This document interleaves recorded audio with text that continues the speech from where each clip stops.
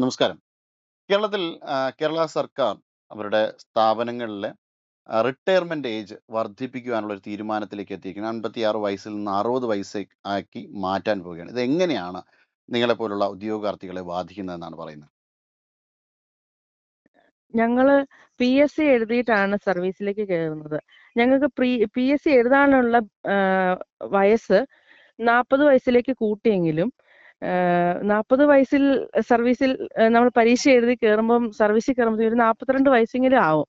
നമുക്ക് കിട്ടുന്ന സർവീസ് വളരെ തുച്ഛമായ ഒരു സർവീസ് ആയിരിക്കും. 60 വയസ്സാകുമ്പോഴത്തേക്കും 60 വയസ്സെന്ന് പറയുമ്പോഴത്തേക്ക് ഏകദേശം 18 വർഷത്തെ സർവീസ് അല്ലേ കിട്ടുന്നുള്ളൂ. അതെ. എന്നാൽ ഇപ്പോൾ റിട്ടയർ ആവാൻ പോകുന്ന സാറന്മാര് അവരുടെ 20 വയസ്സ് 20 മിനിമം ഒരു 24 വയസ്സ് ആണ് സർവീസിൽ കയറുക. എന്നിട്ട് അവരിപ്പം 56 വയസ്സിലാണ് റിട്ടയർമെന്റ് ഏജ് പറഞ്ഞേക്കുന്നത്. അപ്പം ഞങ്ങളെക്കാളും കൂടുതൽ സർവീസ് കിട്ടുന്നുണ്ട്. ഞങ്ങളെക്കാളും വലിയ ഒരു സ്കെയിലിലായിരിക്കും നമ്മൾ എൻട്രി കാഡറിൽ കിട്ടുന്ന ഒരു സ്കെയിലിനേക്കാളും എത്രയോ കൂടുതലാണ് ഈ റിട്ടയർമെന്റ് ഏജിൽ അവർക്ക് കിട്ടുന്ന ഒരു സ്കെയിൽ എന്ന് പറയുന്നത്. ആ ഒരു സ്കെയിലിൽ റിട്ടയർ ആവാൻ നിൽക്കുന്ന ആൾക്കാരെ പിന്നെയും ഒരു 4 വർഷം കൂടെ സർവീസ് എക്സ്റ്റെൻഡ് ചെയ്ത് കൊടുക്കുമ്പോൾ ശരിക്കും സർക്കാരിന് ഭയങ്കര ബാധ്യതയാണ് വരുന്നത്. അതുപോലെ തന്നെ ഞങ്ങൾക്ക് ഒരു സർവീസിലേക്ക് കടക്കാനുള്ള ഒരു അവസരമാണ് നഷ്ടപ്പെടുന്നത് ഇതിലൂടെ. ഓക്കെ. ഇത് സർവീസിലേക്ക് കടക്കാനുള്ള ഒരു അവസരം എന്ന് പറയുമ്പോൾ ഈ ഏജ് കൂട്ടുമ്പോൾ ഈ എക്സ്പെക്റ്റഡ് വേക്കൻസീസിന്റെ ഒരു മാറ്റമാണോ നിങ്ങൾ ഉദ്ദേശിക്കുന്നത്? ആണ്. കാരണം കേരളത്തിൽ ഇപ്പോഴത്തെ ഒരു അവസ്ഥയിൽ പുതിയ വേക്കൻസീസ് ഉണ്ടാവുന്നില്ല. എപ്പോഴും റിട്ടയർമെന്റ് വേക്കൻസീസ് ആണ് നമുക്ക് കിട്ടുക. അങ്ങനെ വരുമ്പം ഈ റിട്ടയർമെന്റ് വേക്കൻസി ഇപ്പം 4 വർഷം കഴിഞ്ഞാലേ ഇനി റിട്ടയർമെന്റ് വേക്കൻസി ഉണ്ടാവുള്ളൂ എന്ന് വരുന്ന ഒരു അവസ്ഥയിലേക്ക് വരും. അപ്പോൾ നിലവിലുള്ള ഒരു റാങ്ക് ലിസ്റ്റിൽ നിന്ന് ഉള്ള വേക്കൻസികളുടെ എണ്ണം പരമാവധി കുറയും അല്ലേ? അതെ.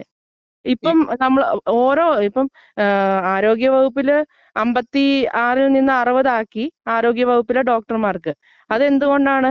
ഇവിടെ ജോയിൻ ചെയ്ത ഡോക്ടർമാർ പോലും പലരും ലീവ് എടുത്ത് പോവുകയാണ്. അതുകൊണ്ടാണ് 5 വർഷത്തിൽ കൂടുതൽ ലീവ് എടുക്കുന്നവർക്ക് സർവീസിൽ നിന്ന് പിരിച്ചു വിട്ടിട്ട് പുതിയ ആൾക്കാരെ. അപ്പൊ അങ്ങനെയാണ് ഈ അടുത്ത വർഷങ്ങളിൽ കൂടുതൽ ആരോഗ്യ വകുപ്പിൽ റിക്രൂട്ട്മെന്റ് വന്നു. അത് അങ്ങനെ ഒരു സിനോറിയോ ആണ്. പക്ഷെ ഇവിടെ പലപ്പോഴും പല വിദ്യാഭ്യാസവും കഴിഞ്ഞിട്ട് പിള്ളേർ ഇവിടെ കേരളത്തിൽ നിൽക്കുകയാണ്. ഇവിടെ ജോലി കിട്ടാതെ 40 വയസ്സായിട്ട് ഒരു ജോലി കിട്ടിയിട്ട് എന്താണ് പ്രയോജനമുള്ളത്? ഇവിടെ ജോലി കിട്ടാതെ വരുമ്പോഴാണ് പലരും നമ്മുടെ നാടുകളിൽ നിന്ന് വേറെ സ്ഥലങ്ങളിലേക്ക് പോകേണ്ട വരുന്നത്. ശരിക്കും നമ്മുടെ കേരളത്തിൽ ഉപയോഗിക്കേണ്ട ഹ്യൂമൻ റിസോഴ്സിനെ നമ്മൾ പല സ്ഥലത്തേക്ക് പറഞ്ഞു വിടുകയാണ് ഇതിലൂടെ ചെയ്യുന്നത്. ബ്രെയിൻ ഡ്രെയിൻ സംഭവിക്കുന്നു. അതെ. മാം ഏത് ഡിപ്പാർട്ട്മെന്റിലേക്കാണ് ടെസ്റ്റ് എഴുതിയിരിക്കുന്നത് ഇപ്പോൾ? ഞാൻ മൃഗസംരക്ഷണത്തിലേക്കാണ് ടെസ്റ്റ് ചെയ്തിരിക്കുന്നത്. മൃഗസംരക്ഷണ വകുപ്പിലേക്കാണ്. എന്താണ് മൃഗസംരക്ഷണ വകുപ്പിന്റെ നിലവിലെ ഒരു സിറ്റുവേഷൻ എന്താണ്? ശരിക്കും ഈ ഒരു 2028 നവംബർ ഡിസംബർ ഒക്കെ ആവുമ്പോഴത്തേക്കും 420 പേര് ലിസ്റ്റിൽ നിന്ന് കയറേണ്ടതാണ്. ഞങ്ങൾക്ക് ഇപ്പോൾ ഒരു ലിസ്റ്റ് ഉണ്ട്. 068 2024 എന്ന് പറഞ്ഞ ഒരു ലിസ്റ്റില് കാറ്റഗറി നമ്പർ പ്രകാരം ഒരു ലിസ്റ്റ് വന്നിട്ടുണ്ട്. ആ ലിസ്റ്റിനകത്ത് ഞങ്ങൾ മൊത്തം സപ്ലിമെന്ററിയുടെ കൂട്ടി 678 പേരുണ്ട്. 406 പേരാണ് മെയിൻ ലിസ്റ്റിലുള്ളത്. ഈ 406 പേർക്കും എന്തായാലും മസ്റ്റായിട്ട് അഡ്വൈസ് വരേണ്ട ഒരു ലിസ്റ്റ് ആയിരുന്നു അത്. അപ്പൊ ഇങ്ങനെ ഒരു ശ്രമം നടന്നു കഴിഞ്ഞാൽ ഞങ്ങളുടെ അവസരമാണ് നഷ്ടപ്പെടുക. അതോടുകൂടി ഈ ലിസ്റ്റിന്റെ വേക്കൻസിയുടെ എണ്ണം കുറയുകയും പിന്നീട് നമുക്ക് വീണ്ടും കാത്തിരിക്കേണ്ട ഒരു അവസ്ഥയൊക്കെ ഉണ്ടാവും. അതെ. ഇനിയും പഠിച്ച് നമ്മൾ ഇപ്പൊ തന്നെ ഈ എക്സാം എഴുതിയേക്കുന്നതെന്ന് പറഞ്ഞാൽ 2006 വെറ്റിനറി പഠിക്കാൻ കയറിയ സ്റ്റുഡൻസ് എന്ന് വെച്ചാൽ അവർ 2011 കൂടി അവര് വെറ്റിനറി പഠിച്ച് പാസ് ഔട്ട് ആയിട്ടുണ്ടാവും. അന്ന് തൊട്ട് ഇന്ന് വരെ എന്ന് വെച്ച് കഴിഞ്ഞാൽ 2024 ആ ലിസ്റ്റ് നോട്ടിഫിക്കേഷൻ വരുന്നത്. അന്ന് വരെ പഠിച്ചിറങ്ങിയ 1800ഓളം കുട്ടികൾ എഴുതിയ അപ്ലൈ ചെയ്ത പരീക്ഷയാണത്. അതിനകത്തുനിന്നാണ് ഇങ്ങനെ. അത് കഴിഞ്ഞ പ്രാവശ്യമൊക്കെ ഭയങ്കര ചെറിയ ലിസ്റ്റ് ആയിരുന്നു. മെയിൻ ലിസ്റ്റിൽ 214 പേരൊക്കെ ഉണ്ടായിരുന്നുള്ളൂ. ഈ പ്രാവശ്യം ലിസ്റ്റ് വലുതായി എന്ന് പറഞ്ഞിട്ട് കാര്യമില്ല. കഴിഞ്ഞ പ്രാവശ്യത്തെ ലിസ്റ്റ് 1.5 വർഷം കൊണ്ട് തീരുകയും ചെയ്തു. PSC അറിയിച്ചിരുന്നോ ഈ ഒരു ബുദ്ധിമുട്ടിനെ പറ്റിയിട്ട്? അല്ല, PSC ആക്ച്വലി ഇപ്പം 122 പേർക്ക് അഡ്വൈസ് തന്നിട്ടുണ്ട്. 31/12/2025 അഡ്വൈസ് ചെയർമാൻ സൈൻ ചെയ്തിട്ടുണ്ട്. അപ്പൊ ഉം. അന്ന് റിലീസ് ചെയ്ത അഡ്വൈസിന് ഇപ്പൊ ശരിക്കും ആ 122 പേരെ പോസ്റ്റ് ചെയ്യാനുള്ള വേക്കൻസിയും ഉണ്ട്. പക്ഷെ ഇന്ന് വരെ പോസ്റ്റ് ചെയ്തിട്ടില്ല. ഓക്കെ. അപ്പൊ അങ്ങനെ അന്വേഷിച്ച് ചെല്ലുമ്പോഴാണ് ഫിനാൻസ് ഡിപ്പാർട്ട്മെന്റിൽ എന്തോ ഫയൽ മൂവ് ചെയ്യുന്നു, റിട്ടയർമെന്റ് ഏജ് കൂട്ടാനുള്ളതെന്നുള്ള രീതിയിൽ ഞങ്ങൾ അറിയുന്നത്. ഉം.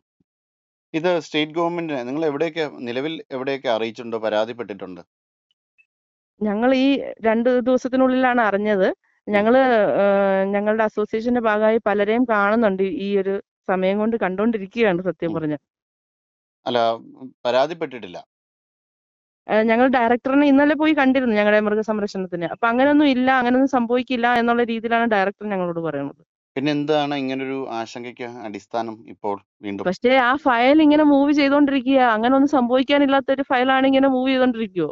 അപ്പോൾ ഡയറക്ടർ കളവാണോ നിങ്ങളോട് പറയുന്നത്? അത് ഞങ്ങൾക്കറിയില്ല. എന്തായാലും ഡയറക്ടർ ആനിമൽ ഹസ്ബൻഡറി ഡിപ്പാർട്ട്മെന്റിൽ നിന്ന് എന്തോ ഒരു സാങ്ഷൻ ഇതിന് പോയിട്ടുണ്ട്. ഇവിടെ നിന്ന് അവിടെ ആണ് ഫിനാൻസ് ഡിപ്പാർട്ട്മെന്റിലേക്ക് പോയേക്കുന്നത്. തീർച്ചയായും. എന്തായാലും ഈ ഒരു നടപടിക്കെതിരെ ഒരു ശക്തമായൊരു നീക്കം ഇങ്ങനൊരു ഒന്നുണ്ടായാൽ അതിനൊരു നീക്കം നടത്താനുള്ളൊരു തീരുമാനം തന്നെയാണോ നിങ്ങളുടെ അസോസിയേഷന്റെ ഞങ്ങള് ഭാഗത്ത്? എന്തെങ്കിലും ചെയ്യണം എന്ന് തന്നെയാണ് ഞങ്ങൾക്ക് ഇപ്പോൾ ശരിക്കും പറഞ്ഞു കഴിഞ്ഞാൽ എന്താ ചെയ്യേണ്ടത് എന്നൊരു ആശങ്കയുണ്ട്. അല്ല, CPO പക്ഷെ ഒക്കെ സമരം നടത്തിയിരുന്നു നേരത്തെ. സെക്രട്ടേറിയറ്റിന്റെ മുന്നിൽ CPO സമരം ഉണ്ടായിരുന്നു. അങ്ങനെ അല്ല, ഉദ്യോഗാർത്ഥികളുടെ അങ്ങനെ ഒരു പല സമരം നടത്തിയത് കൊണ്ട് അവർക്ക് എന്തെങ്കിലും അവർക്ക് ഗുണം? മറ്റ് ബെനിഫിറ്റുകളൊന്നും ഉണ്ടായില്ല. കുറച്ച് നാൾ സമരം നടത്തി. ആ സമരം സർക്കാർ അവഗണിക്കുകയാണ് ചെയ്തത്. ആ അപ്പൊ സമരം അങ്ങനെ ഒരു സർക്കാരിനെ സാഹചര്യത്തിൽ പ്രതിസന്ധിയിലാക്കുക എന്നുള്ളതല്ല ഞങ്ങള് ഉദ്ദേശിക്കുന്നത്. ഞങ്ങളുടെ അവസ്ഥ ധരിപ്പിക്കുക, പരിതാപമാണ്. ഏതെങ്കിലും ഒരു കരുണയുണ്ടായാൽ അത് അത്രയും നന്നായി എന്നാണോ? അതാണ് തീർച്ചയായും. സർക്കാരിന്റെ മുന്നിലേക്ക് ഞങ്ങൾക്ക് ഈ ഫയൽ എത്രയും പെട്ടെന്ന് മൂവ് ചെയ്തുകൊണ്ടിരിക്കുന്നു. ഇനി പെട്ടെന്നൊരു നിയമസഭാ സമ്മേളനമൊക്കെ വന്ന് പെട്ടെന്ന് അതൊന്ന് പാസ്സായി പോയാൽ, ഒരു അടിയന്തര പ്രമേയമായിട്ടോ എന്തെങ്കിലുമായിട്ട് പാസ്സായി പോയാൽ അതെ, ഞങ്ങളുടെ അവസ്ഥയാണ് ബുദ്ധിമുട്ടിലാവുന്നത്. അത് ഞങ്ങൾ തീർച്ചയായും. സർക്കാരിലേക്ക് അറിയിക്കാൻ ഇതൊരു മാർഗമാണെന്നാണ് ഞങ്ങൾ വിശ്വസിക്കുന്നത്. തീർച്ചയായും ഉദ്യോഗാർത്ഥികൾക്ക് മുന്നിൽ ഒരു സമയത്തും കണ്ണു തുറക്കാത്ത സർക്കാരിന് ഈ വൈകിയ വേളയിലെങ്കിലും, ഈ തിരഞ്ഞെടുപ്പ് അടുത്തിരിക്കുന്ന വേളയിലെങ്കിലും ഉദ്യോഗാർത്ഥികൾക്ക് മുന്നിൽ അനുഭാവപൂർവമായ തീരുമാനമെടുക്കാൻ സാധിക്കട്ടെ. നിങ്ങൾക്കതൊരു അനുഗ്രഹമാകട്ടെ. നമസ്തേ.